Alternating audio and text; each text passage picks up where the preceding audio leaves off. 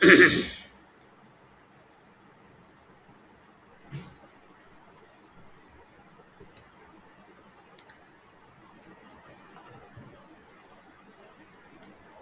अभी जो हमें रिवाइज करना है पावर प्लांट के न्यूमेरिकल्स को रिवाइज करना है, तो इस पे हम कैसे रिवाइज करेंगे? तो कंप्रेसर का पहले रिवाइज करते हैं। कंप्रेसर दो दो तरह का होता है, सेंट्रीफ्यूगल और एक्सियल। सेंट्रीफ्यूगल कंप्रेसर के लिए जो हमारा डायग्राम है, सेंट्रीफ्यूगल कंप्रेसर के लिए वो इस तरह से हमें डायग्राम को याद रखना है ना?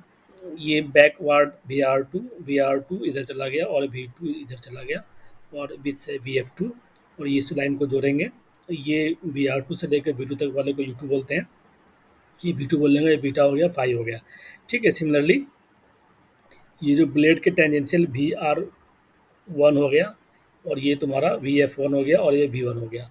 सेंट्रीफ्यूगल कंप्रेसर है, तो ये हमारा इनलेट वाला होगा, और ये हमारा आउटलेट वाला होगा। ठीक है, और ये हमारा इस तरह से जा रहा है। ठीक है, V1 जा रहा है और VR1 इधर है। इसके लिए अगर सेंट्रीफ्यूगल कंप्रेसर में ना जो हमारा आइडियली केस होता है, वो आइडियल केस क्या होता है, अल्फा जो है 90 डिग्री होता है, और तो अल्फा 90 होगा तो VW1 क्या हो जाएगा, जीरो हो जाएगा। ठीक है, वर्क जो है basically VW2 U2 minus VW1 into U1 होगा, लेकिन इस वाले केस में हमारा ये क्या हो जाएगा, जीरो हो जाएगा। तो आंसर क्या आ जाएगा, M.VW2 U2, जब अल्फा इक्वल टू 90 डिग्री है। ठीक है, और इस वाले केस में ऊपर वाले की अगर हम बात करें, तो आइडियल केस क्या है, जब स्लिप नहीं होगा, तो उस केस में ऊपर बस इस तरह का ट्रेंगल बनना चाहिए कि हमारा जो फाई है, यहाँ पर अल्फा और यहाँ पर फाई फाई जो होगा वो 90 डिग्री होगा। तो VF2 और VR2, याद रहे यहाँ अल्फा है तो यहाँ बीटा 90 मत कर देना। यहाँ पर फाई जो है 90 डिग्री होता है, आइडियल केस में स्लिप नहीं होता है तब। ठीक है, और ये इस केस में जो VW2 है, V2 का मोलिकुलर कंपोनेंट, वो U2 के बराबर होता है। ठीक है, तो हमेशा हमें याद रखना है कि ओरिजिनल कंपोनेंट जो है V1 का, वो VW1 होता है। ठीक है, V1 का ओरिजिनल कंपोनेंट VW1 होगा, और वर्टिकल कंपोनेंट जो होगा V1 का, date is VF1। Distance between V1 और VR1 किसी भी वेलोसिटी ट्रायंगल में U1 के बराबर होता है, और distance between V2 VR2 U2 के बराबर होता है। वेक्टर सम U और V का VR देते हैं। ठीक है, ये बेसिकली आपको हमने थोड़ा सा वेक्टर के बारे में बताया। देखो, ये हमारा सेंट्रीफ्यूगल कंप्रेसर में क्या होगा, इनलेट सेक्शन होता है, और फिर इम्पेलर होता है, ये इम्पेलर है, और एक डिफ्यूजर सेक्शन होता है, जो बाहर वाला सेक्शन है ये डिफ्यूजर है, अंदर वाला इम्पेलर है। ठीक है, और इसको केसिंग बोलते हैं। तो इनलेट वाले में प्रेशर क्या होता है, उससे ड्रॉप करता है, इसके बाद इम्पेलर में भी प्रेशर बढ़ता है और डिफ्यूजर में भी बढ़ता है। चूंकि ये कंप्रेसर है, इसका काम ही है प्रेशर बढ़ाना, तो देखेंगे इम्पेलर में भी बढ़ा है प्रेशर, और डिफ्यूजर में भी प्रेशर बढ़ा है, और इनलेट में थोड़ा सा घटा था। ठीक है, तो वेलोसिटी की बात करें तो वेलोसिटी जो है इनलेट सेक्शन में और इम्पेलर दोनों में बड़ा है, और डिफ्यूजर में चूंकि प्रेशर को बढ़ाना था ज़्यादा, इसीलिए वेलोसिटी क्या हो गया, यहाँ पर कम हुआ है। ठीक है, और ये आपका डायग्राम रहता है सेंट्रीफ्यूगल कंप्रेसर के लिए। सेंट्रीफ्यूगल कंप्रेसर के लिए ये जो है ना, centrifugal compressor is a radial outflow compressor. तो अगर ये हमारा गोल है, और रेडियली अगर इस तरह से बाहर की ओर आ रहा है, रेडियली आउटवर्ड चल रहा है, तो इसमें जो एरिया होगा वो क्या होगा, ये वाला एरिया होगा ना। तो ये वाला एरिया होगा π/d/b लगाएंगे, और अगर अगर हमें थिकनेस फैक्टर दे दिया तो K1 से गुना करेंगे। सिमिलरली π/d/2b2 K2 से गुना करेंगे। K क्या है, ब्लेड एरिया कोफिशिएंट है, और अगर नंबर ऑफ ब्लेड और थिकनेस दे दिया और ये वाला फैक्टर नहीं दिया हुआ है, तो हमें πd में से number of blade into thickness कम घटा करके इंटू विड्थ से गुना करके हमें A1 A2 निकाल लेना है। ठीक है, B1 B2 दिया रहेगा। क्यू क्या है, area into velocity of flow है। ये हमने एरिया निकाला है, और फ्लो निकालना पड़े तो एरिया यूज कर लेंगे, इंटू वेलोसिटी ऑफ फ्लो दे देंगे। ठीक है, Q1 equal to A1 BF1, Q2 equal to A2 BF2, दोनों में से जो मिल जाए वो कर लेंगे। देखो, अगर स्लिप दिया होगा, स्लिप क्या होता है, स्लिप होने से आपका क्या होगा कि जो आइडियल पावर जो मिलना था वो मिलेगा नहीं, कुछ कम हो जाएगा। तो ये Q slip equal to five slip equal to theoretical power ideal power. Theoretical power क्या होता है, M/V2 इंटू U2, और आइडियल आइडियल पावर क्या होता है, V डैक्स इंटू U2, मतलब V डैक्स और U2 बराबर होता है, इसलिए U2 स्क्वायर हो गया, और MM तो कैंसिल हो गया, VW2 U2 हो गया। ठीक है, U2 खत्म हो गया। फाइव स्लिप जो होगा बेसिकली, फाइव स्लिप जो होगा बेसिकली VW2 एक्चुअल वाला, और U2 हो गया। ठीक है, इसका रेशियो होता है। और पावर फैक्टर या फिर वर्क इनपुट फैक्टर हमने पढ़ा था कि P एक्चुअल बटा P पावर फैक्टर या वर्क इनपुट फैक्टर जो है एक्चुअल पावर बटा जो हमें मिला है ये थ्योरेटिकल पावर वो है। तो M/CP T2 - T1 और M/V2 U2 हो गया। ठीक है, और प्रेशर कोफिशिएंट क्या है, प्रेशर कोफिशिएंट का मतलब होता है isentropic work divided by the Euler work. तो आइसेंट्रोपिक वर्क क्या है, आइसेंट्रोपिक वर्क जो है CP T2 S - T divided by V2, मतलब कि अगर देखो कंप्रेसर अगर हम बना रहे हैं, मान लो कि ये कंप्रेसर है, ये ऐसे गया कंप्रेसर, जाइए थोड़ा सा इसको इरेज करके मैं बताता हूँ आपको। देखो ये मान लो कि प्रेशर जो है कंप्रेसर में, मान लो कि हाँ, यहाँ से यहाँ गया और ये गया हमारा 2, ये आइसेंट्रोपिक प्रोसेस है तो 2s हो गया। तो वही बोल रहा है कि जो हमारा आइसेंट्रोपिक वर्क है, जो हमारा क्या है आइसेंट्रोपिक वर्क है, ये वाला आइसेंट्रोपिक वर्क है वो, ये जो T2s minus T1 into C P divided by Euler work, कौन सा होगा, यूलर वर्क का मतलब होता है BW2 इंटू U2, ठीक है, थ्योरेटिकल वाला, ओके। तो यहाँ से अब देखो CP2, मतलब CP2 minus T2s minus T1, ये वाला जो है एफिशिएंसी के टर्म में हम इसके टर्म में भी लिख लिख सकते हैं, तो वो लिख दिया और ये कर दिया, ठीक है। ओवरऑल क्या निकल के आएगा कि 5P, पी का मतलब होता है pressure coefficient, will be equal to slip factor into work input factor यानी कि power factor into efficiency of the isentropic efficiency of the compressor, ठीक है, याद रखना। पावर इन ये pressure coefficient is equal to slip into work input factor into compressor का isentropic efficiency. Centrifugal वाले में डायग्राम ये था, और एक्सेल वाले का आपको पता होगा कि रोटर होता है, रोटर के ऊपर मूविंग ब्लेड होगा, फिर फिक्स ब्लेड होगा, नंबर ऑफ स्टेजेस होंगे। यहाँ पर एरिया निकलेगा वो π/4 आर टी, मतलब टिप का रेडियस, माइनस आर एच मतलब हब का रेडियस, ये हब हो गया और ये टी हो गया, देखो आर एच ये है, आर टी है, ठीक है। मीन डायमीटर जो होगा D D plus radius by 2 हो जाएगा, ठीक है। अगर ब्लेड की बात करें, blade is such that diffuser, ये डिफ्यूजर की तरह एक्ट करता है, और डिफ्यूजर की तरह बेसिकली एक्ट करता है, प्रेशर हमारा राइज होता है, ठीक है। एनुलर एरिया जो है कन्वर्जिंग कर रहा है, ठीक है। एनर्जी रिक्वायर्ड टू रोटेट, ये सब बताओ। देखो डायग्राम बेसिकली इसमें याद रखना है, डायग्राम क्या याद करेंगे, तो डायग्राम ये याद करेंगे कि डायग्राम ये याद करेंगे कि इसमें जो होगा एक्सियल कंप्रेसर में हमेशा, चाहे एक्सियल कंप्रेसर हो चाहे स्टीम टरबाइन हो, जो भी स्टीम टरबाइन भी बेसिकली एक्सियल ही होता है, तो उस एक्सियल वाले में क्या करेंगे कि ऊपर से हम दिखाएंगे, ऊपर में इनलेट दिखाएंगे और यहाँ पे आउटलेट दिखाएंगे, ठीक है। और यहाँ पे क्या हो रहा था, उल्टा हो रहा था, यहाँ पे इनलेट था और यहाँ पर ऊपर आउटलेट था, यहाँ पे क्या होगा, ऊपर इनलेट और नीचे आउटलेट। तो इसमें क्या होगा कि वर्टिकल लाइन पहले ड्रॉ करेंगे, वर्टिकल की जो ब्लेड के रिस्पेक्ट में होगा उसको बी आर से नोट करेंगे, डिनोट। तो VR1 और VR2 निकल के आ गया, उसका उल्टा मुंह भाग करके B1, इसका उल्टा मुंह भाग करके B2, और फिर वर्टिकल के रिस्पेक्ट में अल्फा थीटा हम डाल देंगे, और आपको बाकी VU2 BW2 रखना तो आता ही है, ठीक है। एक VF1 इक्वल टू VF2, देखो एक्सेल फ्लो में क्या होगा कि एक्सेल फ्लो का मतलब ही है BF1 BF2 और U1 U2 दोनों बराबर होगा। यहाँ का याद रखिएगा, एक्सेल फ्लो के लिए क्या याद रखना है कि भाई U1 और U2 दोनों बराबर होगा, VF1 V2 बराबर होगा। क्या यहाँ पर U1 U2 बराबर होगा तो नहीं बराबर होगा, क्या VF1 V2 बराबर होगा, नहीं बराबर होगा, इसमें बराबर होगा तो हाँ होगा, ठीक है। अब देखो नोट, अल्फा, ये alpha beta theta phi is made with respect to the axial direction, axial direction हमने वर्टिकल को यहाँ पर किया हुआ है, ठीक है। अब आइए हम बात करते हैं U1 equal to U equal to U, ठीक है। तो अगर इस वाले ट्रेंगल से U1 निकालोगे तो VF time ten of this angle plus ten of this angle होता है, वही लिखा है हमने। VF1 time tan alpha plus theta हो गया, यहाँ पर U2 के निकालने जाएंगे यहाँ पर, तो बीटा और फाई का टेन वाला एंगल VF2 के साथ में आ गया, और ये VF1 VF2 दोनों बराबर है, कट गया, तो tan alpha plus theta tan beta plus five जो है कॉमन जनरल बन के आ गया, ठीक है। और वर्क पर स्टेज कितना निकल के आएगा, तो कंप्रेसर के लिए क्या होता है MVW2 U2 minus VW1 U1 होता है। अब इस ये वाला केस तो है नहीं कि आरडी हमारा अल्फा जीरो हो गया, अल्फा 90 डिग्री हो गया तो VW1 जीरो हो गया, या फिर इस तरह से है, ऐसा तो कुछ है नहीं। तो यहाँ पर जो नॉर्मली हमारा है, तो ये दोनों को दोनों ले लेंगे और U2 U1 बराबर है तो बाहर निकल के आ गया, ठीक है। अब देखो VW2 और VW1 हमें VF के टर्म में लिखना है, VF जनरली दिया रहता है, VW2 और VW1 नहीं दिया रहता है। तो VW2 हमारे पास नहीं है, VF है, तो VF के टर्म में निकाल लेंगे, कैसे निकालेंगे, देखो VW2 ये है ना, तो VF जो है यहाँ पर आप एंगल लगाओ, tan beta will be equal to VW2 by VF2 हो गया, ठीक है। तो यहाँ से जो हमारा क्या निकल के आ जाएगा, VF निकल के आ जाएगा, VF जो है टेन बीटा में निकल के आ जाएगा, VF दोनों में कॉमन रहेगा, और टेन बीटा माइनस अल्फा हो जाएगा, और थीटा माइनस पाई हो जाएगा, ठीक है। याद रहे, हमें क्या याद रखना है, इनलेट वाला को पकड़ना है, इनलेट वाले में थीटा, इनलेट वाला का पकड़ना है 1/2, यानी कि थीटा माइनस फाई कर देना है, और अगर बीटा अल्फा पकड़ोगे तो बीटा माइनस अल्फा होगा, याद रखना, ठीक है। ये नहीं कि अल्फा माइनस बीटा कर दे, बीटा माइनस अल्फा, यहाँ पर क्या है, थीटा माइनस फाई है, ठीक है। और एम डेक्स VF भी है, और यू यहाँ पर भी है, यू यहाँ पर छूट गया है, यू डालो यहाँ पर, ठीक है। डिग्री ऑफ रिएक्शन जो है मूविंग ब्लेड में, रेशियो कितना हो रहा है मूविंग प्लस फिक्स ब्लेड के रेस्पेक्ट में, वो होता है। तो सेंट्रीफ्यूगल कंप्रेशन में आपको याद रखना है 1 minus BW2 two time U two याद रखना है, और एक्सेल फ्लो कंप्रेसर में V F by two U tan theta plus tan phi याद रखना है। यहाँ पर थीटा और फाई दोनों प्लस में है और यहाँ पे माइनस में है, ये भी आपको ध्यान रखना चाहिए। कैसे याद रहेगा? तो वर्क वर्क स्टेज वाले में थीटा और फाई जो था प्लस में था, इसी के लिए वर्क वाले में क्या होगा, माइनस में होगा। ऐसा आपको याद रखना है। डिग्री ऑफ एक्शन जब भी एक्सेल फ्लो कंप्रेसर बोलेंगे 50% है, अल्फा बीटा फाइव थीटा लेकर के क्रिस क्रॉस कर देंगे, बी वन बी टू का भी ऐसे ही करेंगे, ठीक है, निकल के आ जाएगा आपका कंडीशन। देखो कंप्रेसर वाले में क्या था कि एक्सेल कंप्रेसर में, हमें सेंट्रीफ्यूगल कंप्रेसर में तो हमने आपको डायग्राम बताया था। यहाँ पर क्या बताया था,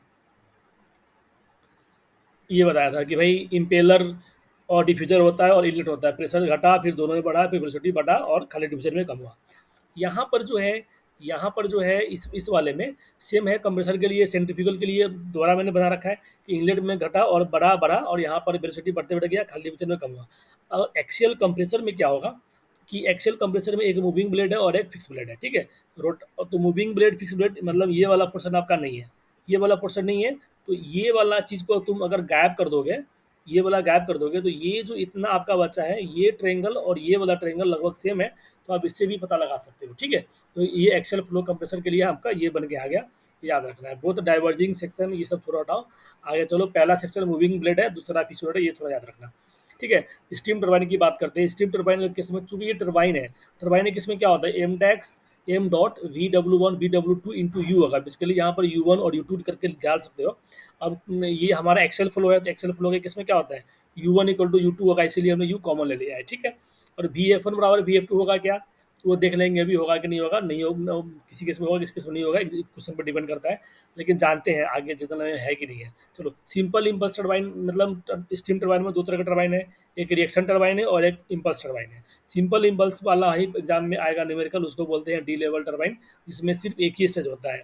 कौन सा स्टेज होगा, तो भाई एक आपका नोजल होगा और एक आपका मूविंग ब्लेड होगा। नोजल में प्रेशर कम होगा और मूविंग ब्लेड में कुछ भी नहीं होगा, प्रेशर यानी कांस्टेंट रहेगा, वेलोसिटी बढ़ेगा और कम होगा, ठीक है। और इम्पल्स वाले में क्या होता है कि इक्वली स्पेस्ड होता है, और रिएक्शन वाले में क्या होता है कि थोड़ा सा ये कन्वर्जिंग सेक्शन होता है। ये इक्वली स्पेस यहाँ पर था, यहाँ पर इक्वली स्पेस नहीं रहेगा, ठीक है। ये यहाँ पर इक्वल था क्रॉस सेक्शन पेशेंस का, यहाँ पर क्या है, कन्वर्जिंग है, ठीक है, टरबाइन के लिए। इसी को उल्टा मूव कराएंगे तो ये क्या हो जाएगा, आपका एक्सियल कंप्रेसर हो जाएगा, ठीक है। अब देखो फर्स्ट वाले में नोजल फिक्स है, सेकंड वाले में मूविंग ब्लेड है, नोजल और मूविंग ब्लेड है, ठीक है। Both turbine and compressor are opposite in nature, आपको पता होना चाहिए। अब देखो यू वी डब्ल्यू वन और minus V W two, U V W one और वी डब्ल्यू टू जो है V one square minus V two square by two होता है, ठीक है। अब इसमें अगर हम बात करते हैं, देखो दो केस बन के आता है, मतलब हमने, अगर हम एक नोजल में ही पूरा के पूरा प्रेशर ड्रॉप करा देंगे तो वेलोसिटी बहुत ज़्यादा निकल के आएगा नोजल से, ठीक है, जो कि नोजल टूट जाएगा हमारा। तो हम क्या करेंगे, धीरे धीरे करके वेलोसिटी बढ़ाएंगे। तो कैसे बढ़ाएंगे, अगर हमने प्रेशर को कंपाउंडिंग किया है, प्रेशर को कंपाउंडिंग करने का मतलब, और प्रेशर कंपाउंडिंग दो तरह से है। देखो प्रेशर कंपाउंडिंग में क्या होगा कि प्रेशर जो है हम एक बार में नहीं गिराएंगे नोजल में, क्या होगा, प्रेशर थोड़ा सा कम किए, फिर मूविंग ब्लेड में तो प्रेशर कुछ भी नहीं हुआ, दोबारा नोजल लगाए, फिर से कम किए, फिर से मूविंग ब्लेड में भेजे, ठीक है। तो प्रेशर को हम धीरे धीरे करके नोजल में कम कर रहे हैं, तो ये हो गया हमारा प्रेशर कंपाउंडिंग। और प्रेशर को एक बार में कम कर लिया तो इसको बोलेंगे वेलोसिटी कंपाउंडिंग, ठीक है। तो इस वाले में क्या होगा कि नोजल एक ही रहेगा वेलोसिटी कंपाउंडिंग में, और moving blade fix blade, moving blade fix blade रहेगा। और वेलोसिटी जो है मूविंग ब्लेड में बहुत ज़्यादा है, और फिर सॉरी नोजल में, और फिर मूविंग ब्लेड में कम हुआ, फिर फिक्स में कॉन्सेंट रहा, फिर इसमें कम हुआ, ठीक है। ये थोड़ा सा पॉज करके इस डायग्राम को आप देख लो। वेलोसिटी ऑफ रटायु equal to D level by under root N होता है, velocity of currency equal to V D level by under by direct N होता है, ठीक है। इसका यूज में भी बहुत कम आए हमारे पास करने के लिए, लेकिन आपको ये देखना पड़ेगा, ठीक है। अब आइए, अब देखो रिएक्शन टरबाइन की अगर हम बात करें, यहाँ पर जो है ये जो कंपोनेंट है U time V W two minus V W one, ये बराबर, ये directly V one minus V two square by square divide by two का नहीं होता है। ये क्या होगा, V two square minus V one square divided by two plus V R one square minus V R two square by two होता है, ठीक है। ये देखो टू वाला जो है, टू में से वन घटा तो कंप्रेसर के लिए हो गया, और टरबाइन के लिए क्या होगा कि V one square minus V two square by two plus V R two square minus V R one square by two होगा, ठीक है। एक मतलब अगर हमें डायग्राम बनाना पड़े स्टीम टरबाइन के लिए, तो जो हम हाइड्रोलिक टरबाइन के लिए बनाते थे बिल्कुल वैसा ही बनाएंगे, थोड़ा सा हम उल्टा करके बनाएंगे। मतलब ऊपर में हमें V1 रखना पड़ेगा, इनलेट रखना पड़ेगा क्योंकि एक्सेल फ्लो है, और यहाँ पर हमें आउटलेट रखना पड़ेगा, ठीक है।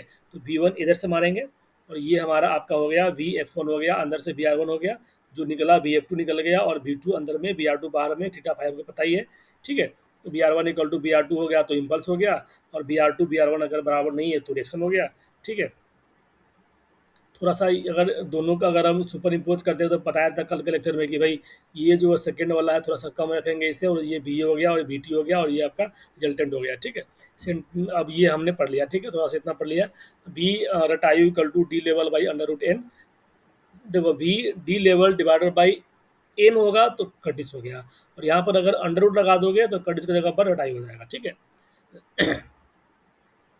न्यूमेरिकल, अगर सेंट्रीफ्यूगल कंप्रेसर के न्यूमेरिकल के बारे में बात करेंगे, ठीक है।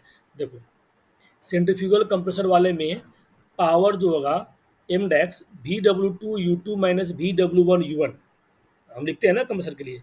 तो सेंट्रीफ्यूगल कंप्रेसर है तो ये 1 वाला 0 हो गया, अल्फा 0 था, 90 डिग्री था, सॉरी VW1 0 था, VF1 इक्वल टू VF2 होता है सेंट्रीफ्यूगल कंप्रेसर के लिए, ठीक है। ये सब चीज़ आप थोड़ा सा देख लो, VF1 बराबर VF2, ये सब हो गया, ठीक है।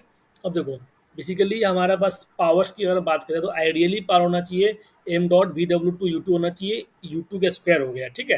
और थ्योरेटिकल पावर यहाँ पर कुछ स्लिप आएगा, तो स्लिप आएगा तो इसमें इस वाले टर्म में अगर स्लिप से गुना कर देंगे तो कितना आ जाएगा, M V2 × U2 आ गया, ठीक है।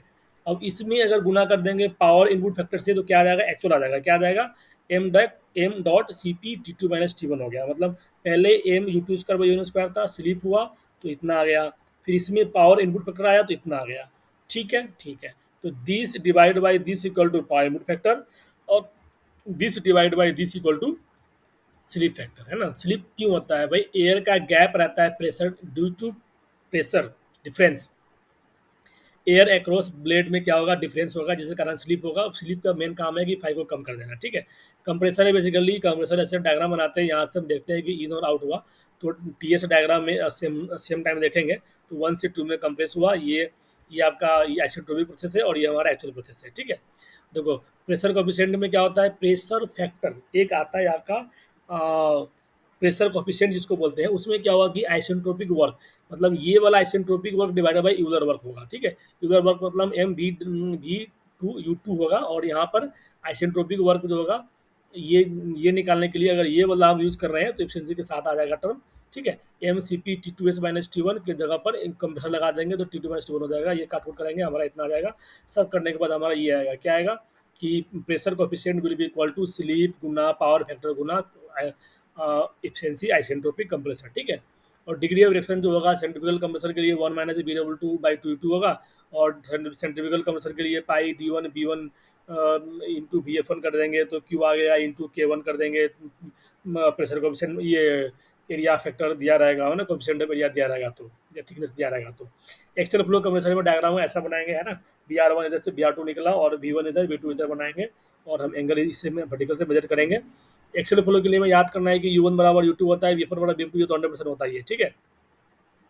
और इस केस में क्या होगा, VF1 VF2 बराबर होगा कि नहीं होगा, तो सेंट्रीफ्यूगल कंप्रेसर में जब अल्फा 90 देगा तो उस केस में VF1 VF2 बोल रहा है बराबर है, देख रहे हैं एग्जाम में ना बने सवाल तो VF1 VF2 चेक करके देखो, अदरवाइज दिया रहेगा, ठीक है।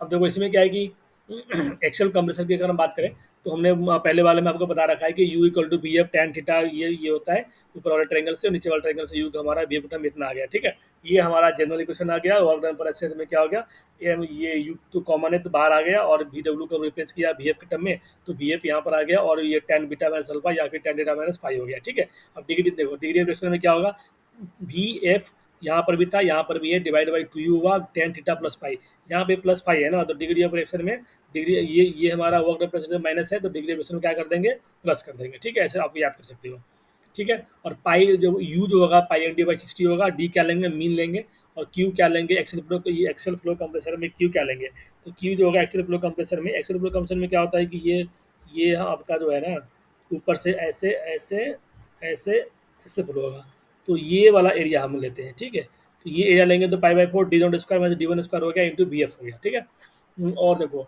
आइसेंट्रोपिक एफिशिएंसी कंप्रेसर का एक फॉर्मूला और भी है, देखो isentropic efficiency of the compressor, isentropic efficiency का जो फॉर्मूला होता है आरपी के power gamma minus 1 minus gamma divided by RP की पावर गामा माइनस 1, और यहाँ पर जो है gamma time N P minus ये खत्म करके तब मैंने सोल्व किया हुआ है। गामा पी क्या है, पॉलीट्रोपिक और स्मॉल स्टेज एफिशिएंसी।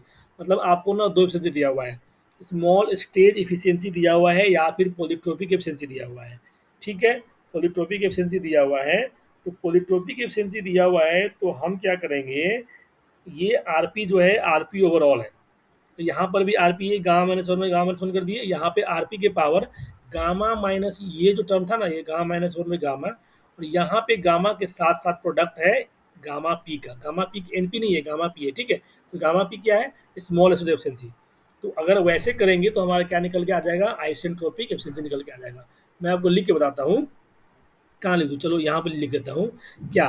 तो देखो जैसे कि आरपी, मतलब चलो यहाँ लिखता हूँ, आर पी के power gamma minus one by two divided by, फिर से हम सेम आर पी लिखेंगे, अभी भी लिखेंगे सेम लिखेंगे, तो यहाँ लिखा तो वही लिखेंगे, gamma minus one by to लिखेंगे। अब यहाँ पर जो गुना होगा वो होगा पोलिट्रोपिक एफिशिएंसी, स्मॉल एफिशिएंसी, और ये एक पूरा टर्म है, इसमें से माइनस वन करेंगे। ठीक है, और यहाँ जो है यहाँ भी ये एक टर्म है, और इसमें से पूरा में से एक वन घटाएंगे। ठीक है, तो ये जो एफिशिएंसी बनेगा इसको बोलेंगे आइसेंट्रोपिक कंप्रेशन एफिशिएंसी का। ठीक है, जो कि हम यूज करेंगे यहाँ। तो देखो ओवरऑल एफिशिएंसी मतलब कि ओवरऑल मतलब यहाँ से लेकर के यहाँ, और पर्टिकुलर स्टेज का एफिशिएंसी हमें टू दिया हुआ है। ठीक है, जैसे कि आरपी पर स्टेज के power N, number of stage, if N equal to eight then RP के पावर टू के पावर एट। मतलब कहने का मतलब ये है कि बोलेगा कि यहाँ पर आठ गो स्टेज है और हर स्टेज का जो प्रेशर रेशियो है टू है, तो आठ बार बढ़ाना तो टू के पावर क्या हो जाएगा, एट हो जाएगा। तो वही है, टू के पावर एट हो गया, ओवरऑल कंप्रेशन रेशियो हो गया। ठीक है, चलिए अब स्टीम टरबाइन की बात करते हैं। स्टीम टरबाइन में हम फॉर्मूला दोबारा देखेंगे, तो उल्टा है कंप्रेसर का बिल्कुल। इसमें क्या होगा, टरबाइन के लिए जो कंप्रेसर के लिए यू वन यू टू बराबर था ना, तो यहाँ भी टरबाइन के लिए यू वन यू टू बराबर होगा। तभी तो हम कॉमन वाला एंगल बना रहे हैं, कॉमन वाला ये बेस बना रहे हैं। ठीक है, वी टू क्या क्या होता है, वी डब्ल्यू टू हो गया ये वाला डिस्टेंस, और ये वाला distance V W V V two हो गया, और ये वाला क्या है वी आर टू, ये आपका वी वन है। ठीक है, तो वी वन यहाँ से लेके क्या हो गया, वी डब्ल्यू वन हो गया। छोड़िए, ये इम्पल्स के लिए देखो थीटा और फाई दोनों क्या होगा, बराबर होगा इम्पल्स के लिए, ये याद रखना, इम्पल्स के लिए कंडीशन याद रखना, थीटा बराबर फाई और V R one V R two बराबर होता है, याद रखना, ओनली फ्रिक्शन लेस। अगर फ्रिक्शन कह के दिया है तो वी आर टू जो होगा कम हो जाएगा वी आर वन से, ये ऐसे कैसे गुना कर लेंगे। वर्क डन पर स्टेज जो होगा V W one U one V W two U two हो जाएगा। एक स्टेज के लिए नंबर ऑफ स्टेज दे देगा तो एन से गुना कर देंगे। टेंजेंशियल फोर्स देगा तो मास flow rate we W one V W two हो गया, और एक्सेल निकालेंगे तो we F one minus we F to कर देंगे। ठीक है,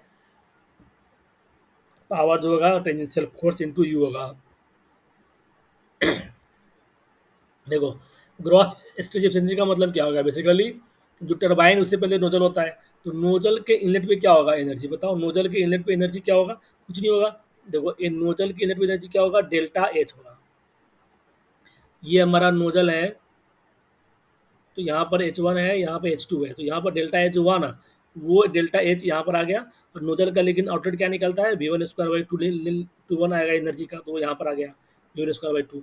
और ये मूविंग ब्लेड का जो आउटलेट होगा वो क्या हो जाएगा, we W one V W two into you, V W one V W two into U हो गया। ठीक है, तो वही है स्टेज एफिशिएंसी में क्या होता है कि पहले नोजल का एफिशिएंसी यानी कि V one square by two बटा डेल्टा एच।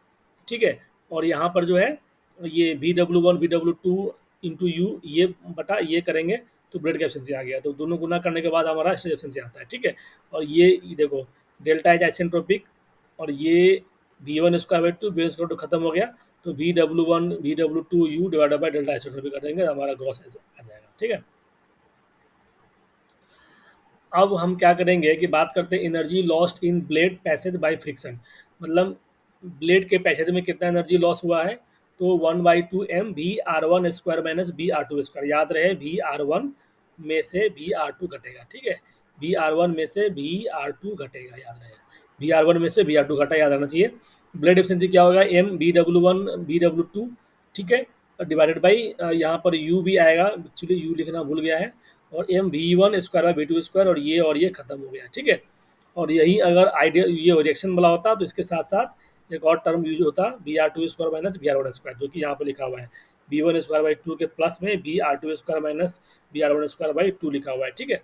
और देखो स्पीड रेशियो क्या होता है, यू बाई वी वन होता है, और फ्लो रेशियो क्या होता है, V F by, speed ratio बोले तो यू बाई वी वन, और फ्लो रेशियो बोले तो we F by you, speed ratio बोले तो यू बाई वी वन, है ना।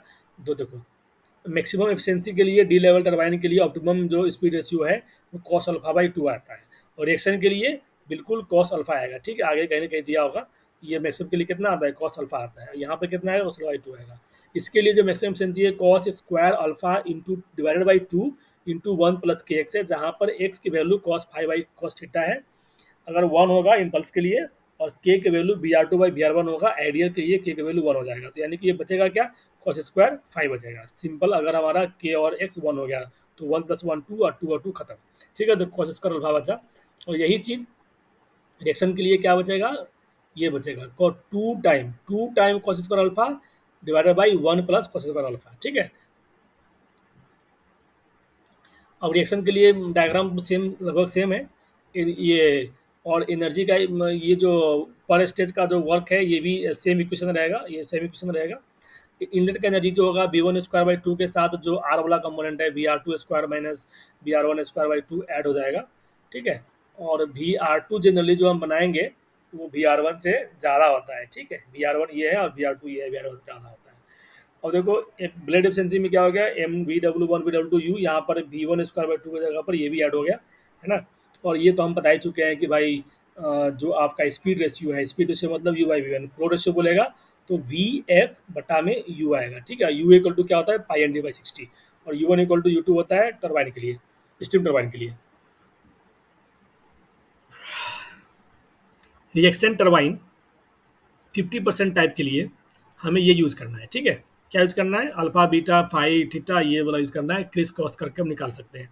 फ्लो रेशियो जो है वी एफ बाई यू होता है, डिग्री ऑफ रिएक्शन जो होगा वो कैसे निकलेगा, डिग्री ऑफ रिएक्शन नॉर्मल जो होगा वो क्या निकलेगा, mass flow rate V R two square minus V R one square by two divided by M dot V W one V W two into U, या फिर M dot V one square by two plus V R two square minus V R one square by two. तो ये थोड़ा सा याद कर लो कि normally जो हम डिग्री ऑफ रिएक्शन निकालते हैं वो ऐसे निकालेंगे, कैसे रिएक्शन टर्मिनल कैसे निकालेंगे, V R two square minus V R one square बटा two divided by M dot V W one plus V W two into U equal to V one square by two plus V R two square minus V R one square by two की है, ठीक है। 50% degree of reaction person का होता है। Read factor का हम आपको कंसेप्ट बता चुके हैं। रीड फैक्टर में क्या होता है कि भाई देखो, रीड फैक्टर में क्या होगा कि जैसे कि ये मान लो ओवरऑल देखते हैं, यहाँ पे एक ये आइसेंट्रोपिक हुआ और ये यहाँ पर ये हमारा एक्चुअल हुआ। तो एक्चुअल का भी अगर हम स्टेज बाय स्टेज देखेंगे तो ये आइसेंट्रोपिक है स्टेज का, ये आइसेंट्रोपिक स्टेज का है। तो हम क्या करेंगे, आइसेंट जो एक्चुअल आया है हर स्टेज का उसका सम डिवाइडेड बाई आइसेंट्रोपिक, यानी कि यहाँ से लेकर के यहाँ ओवरऑल, ये जो होगा उसको बोलते हैं ओवरऑल एफिशिएंसी, ठीक है। और रीहीट फैक्टर जो होता है, रीहीट फैक्टर जो होता है बेसिकली हर स्टेज में जो डेल्टा, हर स्टेज में जो आइसोट्रोपिक एफिशिएंसी या एंथैल्पी ड्रॉप है उसका सम डिवाइडेड बाई टोटल ये वाला सम होता है, ठीक है। अब ये दोनों का क्या रिलेशन है, रीहीट फैक्टर का और रोलर में क्या फैक्टर है। तो ओवरऑल एफिशिएंसी जो होगा रीहीट फैक्टर में आपको स्टेज एफिशिएंसी से गुना करना पड़ेगा, stage efficiency into reheat factor करेंगे तो हमारा ओवरऑल एफिशिएंसी आ जाएगा, ठीक है। और स्टेज का एफिशिएंसी कैसे निकलेगा, तो कोई भी स्टेज ले लो, हर स्टेज का इक्वल इक्वल दिया रहेगा न्यूमेरिकल में।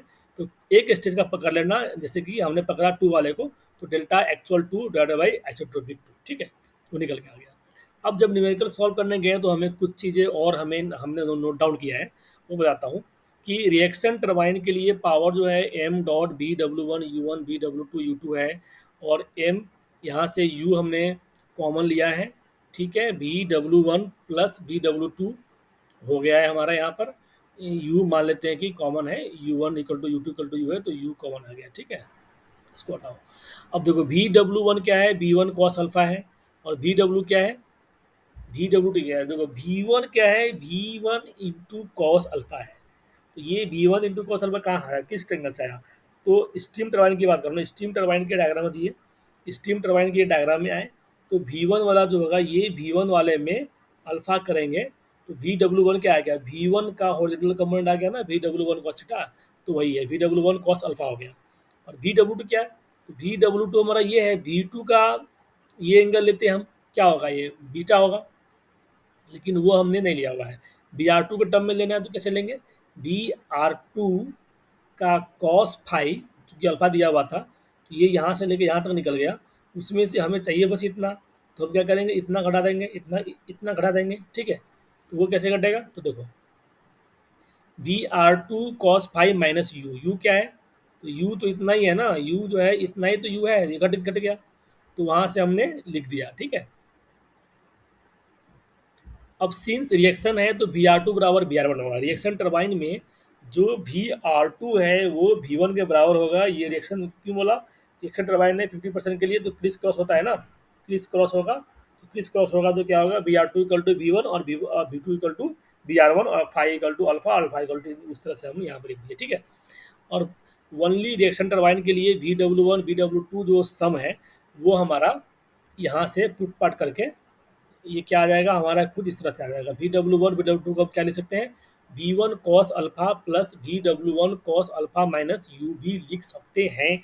इसको लिखेंगे 2V1 cos alpha minus you लिखेंगे। एग्जाम में याद कर लेना, स्टीम टरबाइन के लिए Bw1 Bw2 कितना हो जाएगा, V1 दिया रहेगा तो ट्वाइस और V1 कॉस अल्फा में से यू घटा देंगे, ठीक है। तो क्या आ जाएगा, ये वाला सम और ये वाला सम Bw1 Bw2 क्या हो जाएगा, V1 का twice cos of alpha minus you कर देंगे, ठीक है, वही क्या हुआ है, 2V1 cos alpha minus you कर देंगे तो निकल के आ गया हमारा। अब देखो वर्क डन पर स्टेज क्या हो जाएगा, mass into you into Bw1 Bw2 के जगह पर 2V1 cos alpha minus U हो गया। Blade ratio rho equal to U by V1, work done per stage, mass flow rate, ठीक है। अब u के जगह पर हम क्या लिखेंगे, u के जगह पर हम यहाँ से u निकालेंगे, तो u का क्या निकल के आएगा, रो इंटू V1 निकल के आएगा, बाकी हमने ये यहाँ पर रख दिया। वर्क डन पर स्टेज की अगर हम बात करें तो m dot rho B square है ना, m डॉट क्या है, रो बी स्क्वायर है। तो पर स्टेज में क्या हो गया, ये V1 है और यहाँ से भी u के जगह पर हमने क्या डाला है, रो V1 डाला है, तो V1 कॉमन आ गया, तो रो टाइम V1 स्क्वायर बाहर आ गया, 2 कॉस अल्फा माइनस रो हो गया। यहाँ से रो V1 स्क्वायर, ठीक है, यहाँ से रो हमने कॉमन ले लिया, तो रो 1 स्क्वायर और V1 स्क्वायर, रो 1 स्क्वायर V1 स्क्वायर यानी यू स्क्वायर हो गया, तो यहाँ पे 2 cos alpha by rho minus 1 हो गया। और ये क्या है, वर्क पर स्टेज का है, यानी कि total power divide by number of stage का है, ठीक है, क्योंकि हमने मास प्रोडक्ट लगा रखा है, गुना किया हुआ है। अब एरिया जो होगा pi D mean into H blade, ये किसके लिए था, रोट एक्सल फ्लो के लिए था, इंटू Bf1 है, Q equal to pi D mean into H blade into Bf1 जो है, Bf1 जो है हमेशा जो डायग्राम बनाओगे, जैसे कि जैसे ये बनाया हुआ है Vf1, मतलब यहाँ से लेके ये वर्टिकल लाइन, ये क्या हो गया, V1 वाले का वर्टिकल कंपोनेंट हो गया, ठीक है। तो V1 साइन अल्फा हो गया। Steam turbine is just opposite to axial flow turbine, okay. तो Q equal to pi by 4 D T square minus D B square into V F हो गया, ओके ओके ओके। अब देखो note मैंने बताया हुआ है कि यहाँ पर जो है 1 2 3 4 बहुत सारा स्टेजेस है। Q equal to V G into mass flow rate, तो यहाँ पर जो है गैस वाला स्टेट है, मतलब सुपर स्टेट बोल सकते हैं, सेचुरेटेड वाला है, मास फ्लो रेट हीट निकल के आया इस वाले का। तो Q जो होगा V1 V2 V3 एनीवेयर,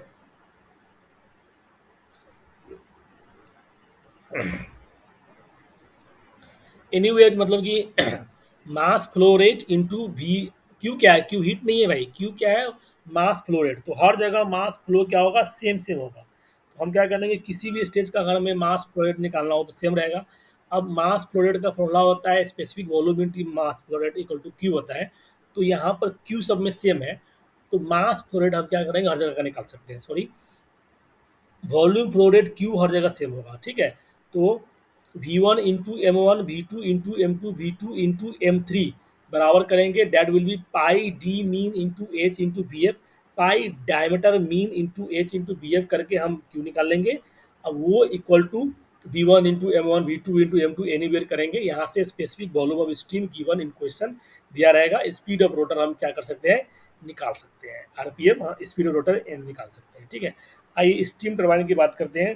तो मूविंग ब्लेड में इंथैल्पी कितना इंक्रीज होता है, तो B R two square minus B R one square by two. तभी तो इसको इनलेट पर B one square by two के साथ ऐड करते हैं। अगर अगर कैरी ओवर कोफिशिएंट एग्जाम में दे दिया जाए 5 और नोजल और ब्लेड का एफिशिएंसी दे दिया जाए, एफिशिएंसी इन बी, तो हम क्या करेंगे कि हमारा जो मूविंग ब्लेड में एंथैल्पी का ड्रॉप होगा वो क्या होगा, B R two square minus carry over coefficient into B R one square divided by two तो रहेगा ही। अब कैरी ओवर कोफिशिएंट के साथ साथ नोजल या ब्लेड एफिशिएंसी, तो नोजल ब्लेड एफिशिएंसी यहाँ पर आ जाएगा। ठीक है, तो B R two square B R one square में हमने किसी गुना किया, कैरी ओवर कोफिशिएंट से गुना किया है। ठीक है, कैरी ओवर कोफिशिएंट हो गया और नीचे में टू था पहले, और टू की जगह पर यहाँ पर हमने नोजल एफिशिएंसी का गुना कर दिया है। तो ये वाला आप देख लो थोड़ा सा। ठीक है, सिमिलरली फिक्स ब्लेड में जो एफिशिएंसी, जो डेल्टा इंथैल्पी राइज होता है वो होता है B one square minus B two square by two. तो यहाँ पर भी कैरी ओवर कोफिशिएंट देगा, तो कैरी ओवर कोफिशिएंट यहाँ पर बी टू के साथ, मतलब सेकेंड टर्म के साथ आ जाएगा, और नीचे में फाइव एन बी आ जाएगा। ठीक है, स्पेसिफिक वॉल्यूम एट नोजल के आउटलेट, तो नोजल के आउटलेट पे जो वेलोसिटी होगा उसको भी नोजल बोला, और specific volume at the blade outlet भी बोला है। ठीक है, ये मान लो दिया हुआ है कि भाई स्पेसिफिक वॉल्यूम नोजल के आउटलेट पे इतना है और स्पेसिफिक वॉल्यूम ब्लेड के आउटलेट पे इतना है, दे दिया मान लो। तो देखो Q1 मतलब mass flow rate equal to specific volume into mass flow rate, वो होगा pi D M into H B into V F one होगा। ठीक है, वी एफ वन क्या है, V one into sine alpha है, बताओगे, बता रखा है वर्टिकल लाइन, ये वाला line V one sine alpha. Q two क्या है, वी बी इंटू एम। तो क्यू वन और क्यू टू क्या है, बेसिकली देखो वन वाले में क्या होगा कि नोजल, और टू वाले में क्या हो गया, blade outlet. Volume flow rate specific volume दिया हुआ था ना कुछ में, तो हमने यहाँ पे यूज कर लिया मास फ्लो रेट निकालने के लिए। तो इसका मास फ्लो रेट इनलेट पर, इसका मास फ्लो आउटलेट पर, that will be equal to pi D M H into B F one pi D M B H two हो गया। ठीक है, बी एफ वन क्या है, वी वन साइन अल्फा है। ये डायग्राम दोबारा मैंने बनाया हुआ है। ठीक है, 50% के लिए ही फाई इक्वल टू अल्फा होगा, रिएक्शन लिखा रहेगा, रिएक्शन टरबाइन है। ठीक है, we W one V W to ये है, ये सब चीज़ दिया हुआ है। वी डब्ल्यू वन जो है बेसिकली बी वन को अल्फा है, और जो हमारा एक्स है, एक्स एक्स क्या है, तो भाई देखो एक्स मतलब हमने ये वाई, ये हमने एक्स माना है। ठीक है, तो एक्स के क्या निकल के आएगा, तो वी वन कॉस अल्फा में से यू घटा देंगे तो हमारा एक्स निकल के आ गया। ठीक है, तो इस वाले ट्रेंगल में एक्स और वी एफ वन, ये वाला वी एफ वन का वैल्यू हो जाएगा V one sine of alpha, ये वाला बी आर वन हमारा ये हो गया, तो B R one equal to B F one plus X square हो गया। बी एफ वन हमारा निकल के बी आर वन निकल के आ गया। जरूरत पड़े तो कहाँ जरूरत पड़ता है, इसमें जरूरत पड़ता है, इसमें। ठीक है, देखो चूंकि we W one V W to मान लेते हैं कि यहाँ से लेके यहाँ तक क्या होता है, वी डब्ल्यू वन होता है, और यहाँ से लेके यहाँ तक वी डब्ल्यू टू होता है, तो दोनों मान लेते हैं कॉ है। ठीक है, V F one equal to V one sine alpha लिख ही दे देते हैं, नहीं तो हमें लिख देंगे तो आसानी रहेगा। यहाँ से लेके यहाँ तक वी वन और अल्फा दिया रहता है। ठीक है, जनरली डी ओ आर यानी degree of friction, that is not 50% case, generally 50% case नहीं दिया रहता है। ठीक है, तो वर्क क्या होगा, M B W one B W two into U हो गया, बी डब्ल्यू वन और बी डब्ल्यू टू के हाथ से आ गया, ये दोनों का जोड़ का आ गया। बी वन और अल्फा हमेशा दिया रहेगा एग्जाम में, तो वाई निकालना हो तो कैसे निकालेंगे, वाई जो निकालना होगा वो हमने बता रखा है आपको, B one plus B W two दोनों में से क्या घटाना पड़ेगा वाई निकालने के लिए, बी वन को अल्फा, ये वाला हटाना पड़ेगा। ठीक है, ये वाला हटाना पड़ेगा, तो ये हमारा निकल के आ जाएगा, यानी कि कॉ minus B one cos alpha निकल के आ गया। B one B W one को हमने कॉम माना हुआ है, कहाँ से निकल के आया, तो वर्क वर्क दे दिया है, तो वर्क दे देगा और मास फ्लो रेट दे देगा, तो B W one B W two निकल के आ जाएगा सब, यू भी दिया रहेगा। तो ये दिया हुआ है, ये निकाला हमने, अब हमें ये वाई निकल गया। वाई क्या है, ये हमारा ये वाला वाई है। अब देखो ये वाला ट्रेंगल में, ये वाले ट्रेंगल में ये वाई है, ये वी टू है, ये वी एफ टू है। वी एफ टू कैसे निकलेगा, तो क्यू टू जो mass flow rate into blade का आउटलेट वाला होगा, pi D V into V F two होगा, तो इस दोनों को इक्वेट करने के बाद V2 निकल के आया होगा हमारे पास, तो वो V2 यहाँ रख देंगे और ख भी पता है तो V2 निकल के आएगा, V2 equal to Y2 plus VF2 square हो गया। तो देखो VR2 कैसे निकलेगा, फिर VR2 कैसे निकलेगा भाई, VR2 निकालने के लिए फिर ये वाला ट्रायंगल ऑपरेट करेंगे, ठीक है। तो ये पता है हमको VF2 है, U प्लस वाई, तो अब हमें वाई तो पता है, और ये वाला जो टर्म है, इस वाले पॉइंट से लेकर के इस वाले पॉइंट का डिफरेंस कितना है, यू है, तो यू प्लस वाई कर देंगे तो यहाँ से लेकर यहाँ तक आ जाएगा। तो इस वाले ट्रायंगल में, इस ट्रायंगल में क्या हो जाएगा, ये बेस और ये हाइपोटेनस हो जाएगा, तो यहाँ से हम ये निकाल लेंगे, ठीक है। V2 निकाल लेंगे और ये सब निकाल लेंगे, बी आर टू वाला में ये निकाल लेंगे, ठीक है। यू प्लस यू वाई का whole square plus VF2 square हो गया। नोजल और ब्लेड, ये नोजल ये ब्लेड है, so anything for nozzle equal to one. And पहले डिस्ट्रीब्यूटर में क्या होता है, पहले नोजल होता है फिर ब्लेड होता है, तो नोजल फोजल लिख करके दे तो वन हो गया, ब्लेड स्लेट लिख करके दे तो टू हो गया। Example, stream velocity coming out of nozzle मतलब V1, नोजल एंगल मतलब अल्फा, ठीक है, इस तरह से। स्टेज एफिशिएंसी की बात करें तो टोटल वर्क डन बट्टा टोटल वर्क होता है, यानी कि moving blade plus fix blade. तो स्टेज एफिशिएंसी में BW1 BW2 into you, moving plus fix, moving plus fix, या फिर पावर पर मास यहाँ पर हमने लिखा है।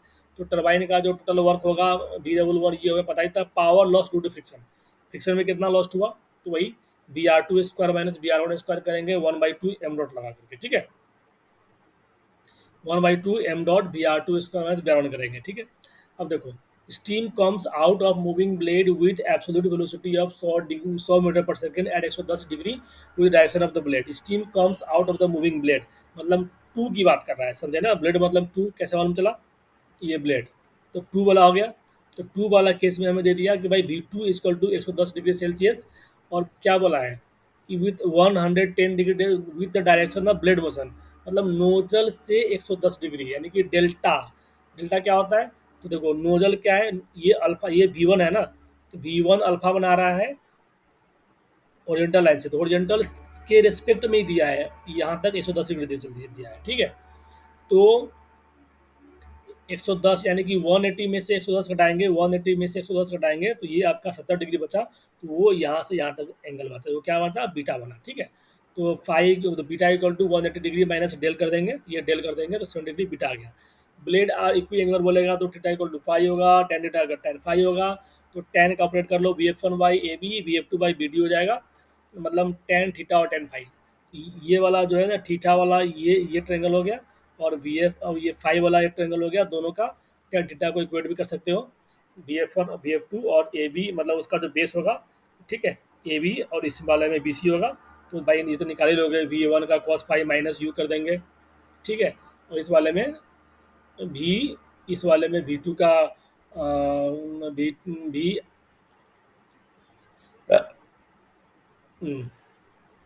BC plus V2 cos 70 degree है, V2 का है, V2 तो अंदर की तरफ है ना, V2 cos 70 प्लस BC है, BC मतलब U बेसिकली, ठीक है। तो U BC equal to U equal to pi by 60। तो सिमेट्रिकल ब्लेड है तो फाइव इक्वल टू अल्फा है, but not alpha equal to beta. Symmetrical blade में ना ब्लेड बोला है, इसीलिए फाइव अल्फा को इक्वल किया हमने, इसको इक्वल नहीं किया, नोजल एंगल इक्वल नहीं किया, ठीक है। ब्लेड बोले तो थीटा फाइव, ठीक है, इसीलिए ये बराबर हुआ है। ब्लेड वेलोसिटी कोफिशिएंट बोले, ब्लेड वेलोसिटी कोफिशिएंट बोलेगा तो VR2 बाई VR1 लिखेंगे, क्या लिखेंगे, ब्लेड का velocity coefficient VR2 by VR1 हो गया, तो VR2 बाई VR1 दिया हुआ 0.7 ऐसे एग्जाम में लिख दे सकता है। तो when five equal to theta तो cos theta equal to cos five भी कर सकते हैं, ठीक है। जैसे हमने टेन का बराबर किया था ना, कॉस का भी तो बराबर कर सकते हैं, तो वहाँ से हमने ये इक्वेशन लगाया है, ठीक है। कॉस वाले में कॉस लगा तो क्या हो जाएगा भाई, कॉस लगा तो बेस बटा ये हाइपोटेनस हो जाएगा, तो VR1, और इस वाले में VR2 हो जाएगा, ठीक है। ये सब पुट पाट करके देखो, ये V1 cos alpha u by you plus कॉ क्या है भाई, को हमने इसको माना है, ये सब गिवन। देखो अब यहाँ पे क्या होगा कि VR1 और VR2 जो है, यहाँ VR1 है, यहाँ VR2 है, उसका रेशियो हमें दिया हुआ है ना, VR2 बाई VR1 का 0.7, तो इसी के लिए हमने कॉस का टर्म लगाया था, तो ये हमें रेशियो हमें दिया था, तो हमने यहाँ पे यूज़ कर लिया, तो हमें यू V1 ऑल गिवन था, हमें कॉ निकल के आ गया, कॉ मतलब ये निकल के आ गया। इसके बाद बाकी निकाल लेंगे, ठीक है। चलो थोड़ा सा नोजल का हम बताते हैं, इससे पहले लेक्चर में हमने बताया था, जब भी मान लो एक नोजल है, इन हो रहा है और आउट हो रहा है, ठीक है, और बीच में एक पॉइंट है जहाँ पर शॉक हो रहा है, तो सबसे पहले वन के लिए हम बात करते हैं stagnation temperature by absolute temperature, one plus gamma minus 1/2 mn square होता है, तो T01 इक्वल टू को हमने निकाल लिया। मैथ कैसे निकलेगा, तो B one by gamma R T one से निकलेगा, ठीक है। सब स्क्रिप्ट जीरो मतलब स्टैग्नेशन और टी मतलब स्टैटिक प्रेशर। ऑल सेक्शन 1342 और थ्रोट हर जगह पर टी नॉट मतलब कांस्टेंट होगा। टी नॉट जो है इंथैल्पी वाला जो टेम्परेचर है वो क्या होगा, नोजल में कांस्टेंट होगा। T01, T03, T04, T02, nozzle के केस में T01 यहाँ पे निकाल लिया है ना एक्सटेंशन वाला, हर जगह वो सेम ही होगा, ठीक है, सेम होगा। अब ये सेम होगा। अब T2, T3, T4, T that's can be found using the equation T0 किसी भी जगह का by T equal to one plus gamma minus one by two M X square होता है। Similarly P zero by P zero one, P zero two, P zero four, P zero two क्या होगा, हर जगह equal होगा। और P zero किसी भी जगह का बटा P by gamma minus one by gamma by equal to ये हो जाएगा। तो we can find P two, P three, P star निकाल सकते हैं, ठीक है। पी स्टार पर निकालने के लिए क्या होता है फॉर्मूला, पी स्टार क्या है, थ्रोट इस वाले पर है, तो यहाँ पर इसी वाले क्वेश्चन में इक्वल वन पुट कर देंगे तो ये निकल के आ जाएगा, सिंपल बात है। अक्रॉस द सॉक, ठीक है, अक्रॉस द सॉक जो होगा या फिर रेलिंग वाले में P two by P one equal to one plus gamma, उल्टा होता है, पी टू यहाँ है तो यहाँ एम वन हो जाएगा, पी वन है तो एम टू हो जाएगा, ठीक है। Gamma M one square one plus loss of stagnation pressure across the shock wave equal to delta P here, यानी वो भी कौन सा स्टैग्नेशन वाला होता है, ठीक है। स्टैग्नेशन प्रेशर का बोला ना, लॉस ऑफ स्टैग्नेशन प्रेशर, तो P zero two minus P zero one, shock के अक्रॉस में प्रेशर का डिफरेंस होता है लेकिन नोजल के अक्रॉस में नहीं होगा। यहाँ P01, P03, P04, P02 दिया हुआ है, 3 और 4 दिया हुआ है, बराबर बता रहे हो, तो यहाँ पे तुम लॉस में निकाल रहे हो, ठीक है। तो कह के दिया है सिंबल नोजल, यहाँ पर नोजल दिया हुआ है, यहाँ पर नोजल नहीं दिया है, शॉक दिया है, इसीलिए यहाँ पर डिफरेंस निकाला हमने। अब यहाँ पे देखो, मान लो कि ये हमारा नोजल है और ये 3 और ये 4 है, across the shock M4, M4 हमें M3 के टर्म में कैसे निकलेगा, तो M4 इक्वल टू M3 का square plus 2 by gamma minus one, फिर यहाँ पे क्या करेंगे, 2 by gamma minus one M three का स्क्वायर दोनों गुना कर देंगे और फिर उसको गामा से गुना कर देंगे पूरे टर्म को, फिर ए करा देंगे, ठीक है। P03 और P04 बराबर नहीं है लेकिन T03 और T04 बराबर है, ठीक है। मास फ्लो रेट 1 और 2 में क्या होगा, बराबर होगा, 1 और 3 का बराबर होगा मास फ्लो रेट। तो rho A1 B1 equal to rho A2 B2, P1 by RT1 into by rho A1 B1 equal to rho A2 into B2। Rho के निकाल लेंगे P equal to rho RT से, हमारा रो निकल के आ जाएगा P1 बाई RT1, यहाँ से P3 बाई RT3 निकल के आ जाएगा, B1 और B1 दिया था, B3 निकल के आ जाएगा M3 into gamma RT3। T3 निकालने के लिए हम यूज करेंगे T03 by T3 equal to one plus gamma minus one by M three square. T03 जो निकालने के लिए यूज करेंगे T03 equal to T01, T01 निकालने के लिए यूज करेंगे T01 by T1 equal to one plus gamma minus one by two का हम यूज करेंगे। और M1 स्क्वायर के लिए हम यूज करेंगे M1 equal to gamma by gamma RT1 use करेंगे। सिमिलरली P3 यहाँ से निकल के आया, कौन निकल के आया, P1 गिवन था, तो P03 by P3 gamma minus one में gamma equal to 03 by T3, यहाँ से P03 निकल के आया, कौन निकल के आया। Now P04 equal to what, don't say P04 equal to P03 due to shock there will be loss, therefore P04 और 3 not will be equal, there will be some loss, ठीक है। अब P04 बाई P04 इस तरह से भी निकल के आता है, यहाँ से P4 निकल के आएगा, फिर P4 बाई P3 जो होगा तो हम वन प्लस का हम ये वाला फॉर्मूला निकाल सकते हैं, ठीक है। कॉ कैन बी नोटेड, ठीक है। अब क्या है कि भाई क्वेश्चन है, normal shock occurs section where M equal to to,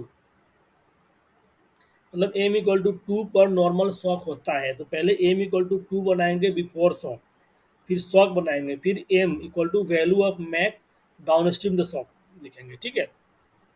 means Mach value just before the two, अगर क्वेश्चन लिख के दे normal shock occurs at the section where M equal to two, मतलब वो जस्ट बिफोर शॉक का है और shock के बाद का तो लिख के दिया रहेगा कि डाउन स्ट्रीम शॉक के क्या है, मैक नंबर है। देखो फिर यहाँ पर हम बताते हैं, शॉक 1 है 2 है, तो हमने बताया कि भाई M2 स्क्वायर जो होगा M1 square plus 2 by gamma minus one, और दोनों का गुना करेंगे M1 square into 2 by gamma minus one, gamma से गुना करेंगे एक घटा देंगे, ठीक है। एक क्रॉस द शॉक ये निकल के आ गया, और एक cross the shock P2 by P1 भी होता है 1 प्लस गामा M1 स्क्वायर और 1 प्लस गामा M2 स्क्वायर उल्टा रहता है, और P2 बाई P1 का T2 बाई T1 निकालना, T2 by T1 equal to P2 by P1 का whole square M2 by M1 का स्क्वायर होता है, और M1 equal to B1 by gamma RT1 होता है, और T1 V1 निकालने के लिए P equal to R T होता है, T इक्वल टू ये सब होता है, ठीक है। देखो नोजल है, तो नोजल आइडियली क्या होता है कि थीटा इक्वल टू जीरो और फ्रिक्शन इक्वल टू जीरो होता है, तो उसको बोलते हैं आइसेंट्रोपिक फ्लो। मतलब हीट ट्रांसफर भी नहीं है, फ्रिक्शन भी नहीं है, तो आइसेंट्रोपिक फ्रिक्शनलेस हो गया, ठीक है। चाहिए हो नोजल कुछ भी हो। P01 equal to P02, T01 equal to zero, nozzle में कुछ नहीं दिया हुआ है तो आइडल मान के चलेंगे, तो हर जगह स्टेगनेशन प्रॉपर्टी इक्वल रहेगा। बट फॉर रेलिक एंड फेनो Q इक्वल टू जीरो एक केस में होता है और एक केस में नहीं होता है। तो एक केस में जब जीरो होगा तो एफ नॉट जीरो होगा तो फेनो हो जाएगा, और जिसमें एफ नॉट जीरो होगा, फ्रिक्शन जीरो होगा, तो क्या हो जाएगा, रिलीव हो जाएगा। तो भाई देख लेना वो सब, ये केस में बनता है, ठीक है। अब कभी कभी देखो इस तरह का न्यूमेरिकल दिया रहेगा कि एम दिया रहेगा, स्टार दिया रहेगा, T by T not, P by P not, A by A not, F by F not दिया रहेगा, और यहाँ पर M1 M2 M3 M4 दिया रहेगा कि भाई अलग अलग मैक नंबर पे क्या इस चीज़ का वैल्यू है। तो देखो Mach equal to gamma by sorry V by gamma R T हो गया, M2 equal to what, A2 by A1 equal to A2 by star A1 by star देंगे। तो A2 ए स्टार का वैल्यू निकल के आ जाएगा टेबल से, और A1 ए स्टार का वैल्यू टेबल से निकल के आ जाएगा। A2 जो है कोई पॉइंट होगा जिसका प्रेशर वगैरह दिया होगा, तो वहाँ से निकल के आ जाएगा, के कॉ निकल के आ गया। Now Mach where now Mach where is कॉ, जो भी हमारा A2/A1 निकल के आया है, मैच करना है कि A2/A1 वाले कॉलम में कौन सा वैल्यू हमारा मैच कर रहा है, और उसके corresponding given table of M और यूज इंटरपोलेशन, वो उससे कोरस्पॉन्डिंग क्या मैक नंबर आ रहा है। अगर एग्जैक्टली मैच नहीं किया तो इंटरपोलेशन का यूज करेंगे हम, ठीक है। जैसे कि इंटरपोलेशन की अगर हम बात करें कि एम इक्वल 0.5 पे A2 का रेशियो ये है, और इस पे जैसे ये है given table from question, let's say your calculated A Y star equal to 0.72, मान लेते हैं कि हमारा ये आया, ठीक है। सो एम इक्वल टू वन, तो हम क्या करेंगे भाई, 0.5 पे 0.8 था, और 0.6 पे 0.4 है, हमारा लाई कर रहा है 0.72 जो बीच में है, क्या होगा, तो स्लोप 1 इक्वल टू स्लोप 2 करके हम निकाल लेंगे, ठीक है। डन। अब P2 बाई निकाल लें, मैक जब नंबर निकल गया तो P2/P1 equal to P2/P star, P1/P star, ये 2 पर ये 1 पर, P2/P1 गौ आ गया तो P2 इक्वल टू गौ इंटू P1 हो गया। सिमिलरली T2/T1 इक्वल टू ये कर देंगे तो हमारा T2 आ गया। सिमिलरली F2/F1 निकल के आ जाएगा, F2/F1 F2 क्या है, फोर्स है, तो F2/F star, F1/F star equal to अंगा आ गया। अब F1 जो होगा इनलेट का है पता रहेगा, वो क्या होगा, P1 into A1 plus rho A V square होगा, ठीक है। तो पी एफ टू तो निकल जाएगा, लेकिन पी F1 का फॉर्मूला क्या है, P1 into A1 plus rho A B one square, यानी कि P1 into A1 time 1 plus gamma M1 square, ठीक है दोस्त। तो F2 क्या हो गया, F2 जो हो गया, ये मान लो अंगा निकल के आया, तो अंगा into F1, for force exerted on diffuser walls equal to, अब डिफ्यूजर वाल पे कितना एडजस्ट हुआ, तो F2 माइनस F1 हुआ। F1 क्या है, तो रो P1/A1 plus rho A V one square, या फिर P1/A1 ब्रैकेट में 1 प्लस गामा M1 स्क्वायर, और दोनों का डिफरेंस जो है F2 माइनस F1 का डिफरेंस है, ये हमारा फोर्स एक्सर्टेड है डिफ्यूजर पर। एक्टिव वेलोसिटी कैसे निकालेंगे, M2 equal to V2 gamma RT2, यहाँ से V2 निकल के आ गया, ठीक है। तो ये हमने थोड़ा सा बताया है न्यूमेरिकल के लिए, ठीक है। अब इससे आपको मतलब खाली वीडियो देख लीजिए और आप न्यूमेरिकल बनाने के बाद ही आपको कॉन्सेप्ट आएगा, ऐसे मैंने बस ओवरव्यू आपको बताया है, ठीक है। तो न्यूमेरिकल बनाइए तभी आपका कॉन्सेप्ट आएगा। टाटा और बाय बाय।